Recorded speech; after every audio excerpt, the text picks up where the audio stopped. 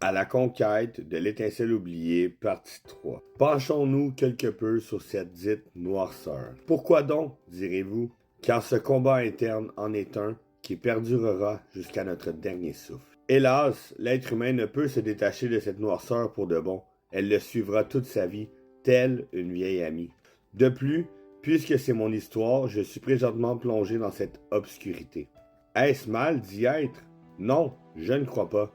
Car cette obscurité nous permet, si nous le désirons ardemment, de s'améliorer et de replonger vers la lumière. Un passage obligé vers des horizons étincelants et emplis de beauté incontestable. Cependant, afin d'y lever le voile et de pouvoir enfin regarder de nos yeux éveillés ces rivages d'une beauté incommensurable qu'est la vie, le beau, il faut en effet combattre ce mal qui nous habite. Il faut sans cesse le repousser par notre scintillement. Un travail de longue haleine, mais qui en vaut la peine, car, comme dirait mon bon vieux Sam Gamgee, il y a du bon en ce monde, Monsieur Frodon, et ce bon mérite que nous nous battions pour lui. Alors, que peut bien m'apporter cette noirceur lorsque les seuls mots qui résonnent dans ma conscience, que dis-je, dans mon âme, sont « à quoi bon ». À quoi bon? Vraiment? Avez-vous déjà tenu votre bébé dans vos bras lors des premières secondes de sa naissance? Avez-vous déjà rendu un sourire à un passant heureux comme tout de pouvoir créer un rapport humain? Avez-vous déjà offert un cadeau venant du cœur à une personne chère à vos yeux?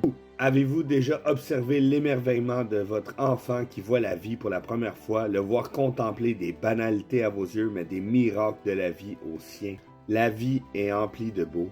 Il ne suffit que de s'y attarder, de vraiment le faire. Comme disait Einstein, s'émerveiller devant ce qui nous semble banal et quotidien nous amène en fait à voir le monde différemment, à le voir de manière microscopique. Alors, à quoi bon, me dis-je? Eh bien, je découvre en vous ouvrant mon cœur qu'en fait, le mal et l'ombre ne peuvent vaincre. Pourquoi?